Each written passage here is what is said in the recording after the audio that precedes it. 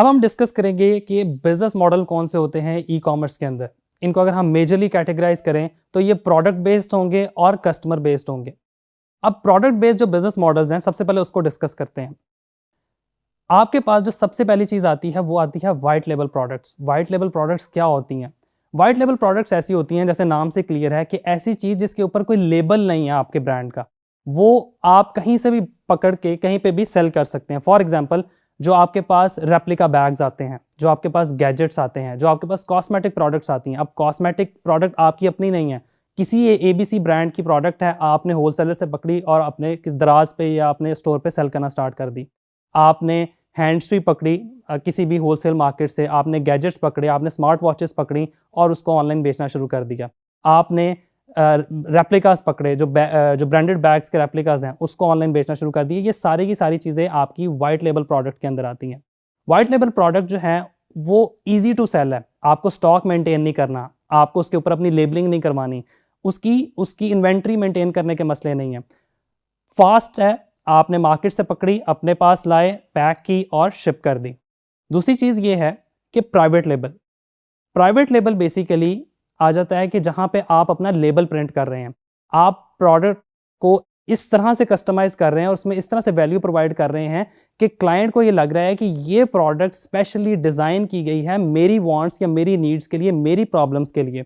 For example, अब आप कहते हैं कि मैं बाहर से बनी बनाई कॉस्मेटिक्स नहीं बेचूंगा, मैं अपनी फॉर्मुलेशन तैयार करूंगा, मैं अपना कोई हेयर ऑयल बनाऊंगा, और आप अपनी उसकी पूरी एक स्टोरी बिल्ड करते हैं कि मुझे हेयर ऑयल की क्यों ज़रूरत पड़ी, मेरा हेयर फॉल था, मेरे साथ ये मसले थे, मेरे फेस पे एक्नी थी, मैंने उसके लिए क्रीम डेवलप की, उसमें ये इंग्रेडिएंट्स डाले। अब लोगों का ट्रस्ट बिल्ड हो रहा है, वो प्राइवेट लेबल है।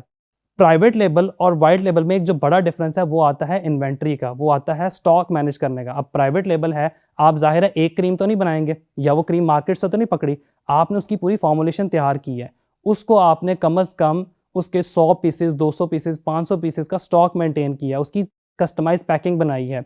अब करना कौन सा चाहिए? क्या आप वाइट लेबल की तरफ जाना चाहिए या प्राइवेट लेबल की तरफ जाना चाहिए? पहले मैं इन दोनों का कंपैरिजन करता हूं आपके सामने। देखें, वाइट लेबल शॉर्ट टर्म है, आप प्रोडक्ट लाए, बेची, अब आपके ब्रांड का कोई बहुत बड़ा नाम नहीं बनेगा। लेकिन अगर मैं ये कहूं कि प्राइवेट लेबल जो है उसमें होता ये है कि प्राइवेट लेबल में आप अपने ब्रांड की चीज़ बेच रहे हैं, कस्टमाइज लेबल के साथ चीज़ बेच रहे हैं। फ़र्क यहाँ पे ये आ जाता है कि प्राइवेट लेबल ब्रांड को आज से 10 साल बाद, 15 साल बाद जब आप ग्रो कर गए, आपने आउटलेट्स खोल ली, अब आपका ब्रांड एक ग्लोबल ब्रांड बन गया, आप उसको फ्लिप कर सकते हैं। फ्लिप का मतलब ये, आप उसको बेच सकते हैं। आपका ब्रांड 4 करोड़ का है, 5 करोड़ का है, 10 करोड़ का, जो भी उसकी वैल्यूएशन है उसके मुताबिक आप उसको सेल कर सकते हैं। वाइट लेबल ब्रांड्स कभी सेल नहीं होते क्योंकि वो तो एक रैंडम प्रोडक्ट आपने मार्केट से पकड़ी, बेच दी। इसके अलावा जो थर्ड कैटेगरी यहाँ पर आती है वो आती है मार्केट प्लेस सेलिंग।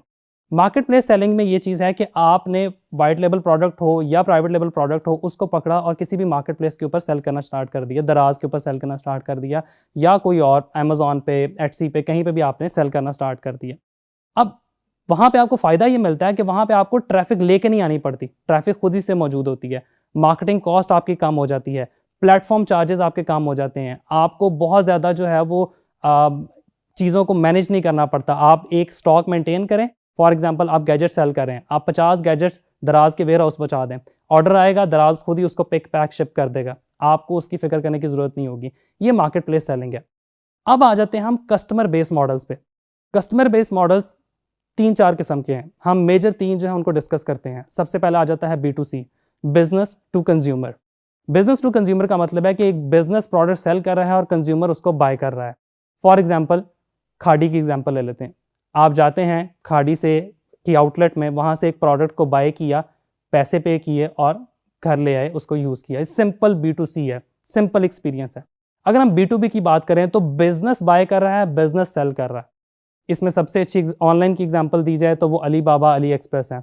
बिजनेसेस वहाँ जाते हैं, आपने भी प्रोडक्ट सोर्स करनी होगी, आप अली बाबा पे, अली एक्सप्रेस पे जाएंगे और वहाँ से अपनी जो प्रोडक्ट है उसको बल्क में बाय करेंगे।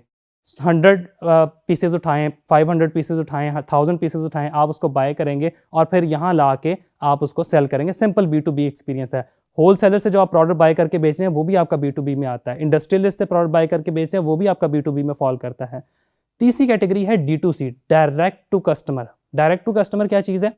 कि वेबसाइट से डायरेक्ट कस्टमर ने बाय किया, आपने डायरेक्ट कस्टमर के साथ इंटरेक्ट किया और आपके कंट्रोल में चीज़ें हैं।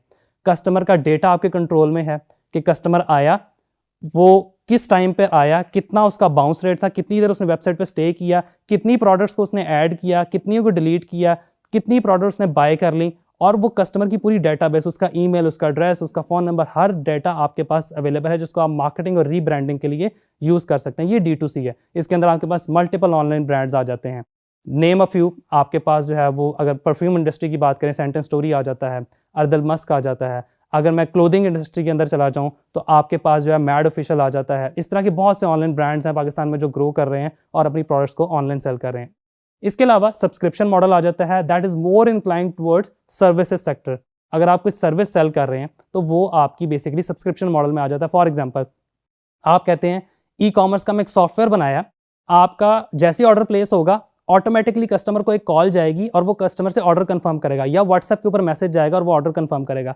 और लेकिन मैं आपसे महीने के 1000 रुपये लूँगा, 1500 रुपये लूँगा, 2000 रुपये लूँगा, जो भी आपने एक सब्सक्रिप्शन सेट कर दी। अब जो बंदा आपके साथ ऑन बोर्ड हो गया वो सब्सक्रिप्शन आपको पे करेगा। शॉपिफाई भी इसी तरह है, $25 आज की डेट में अगर उसके चार्जेस हैं पर मंथ के, तो वो आप उसको पर मंथ आप बेसिकली शॉपिफाई को पे करें, तो आपने शॉपिफाई का जो मॉडल है उसको सब्सक्राइब कर लिया है।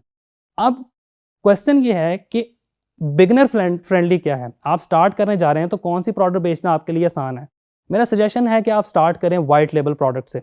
मार्केट से प्रोडक्ट पकड़ें, उसकी इन्वेंट्री मेंटेन करने की ज़रूरत नहीं, जब ऑर्डर आए मार्केट से पकड़ा, पिक पैक शिप कर दिया।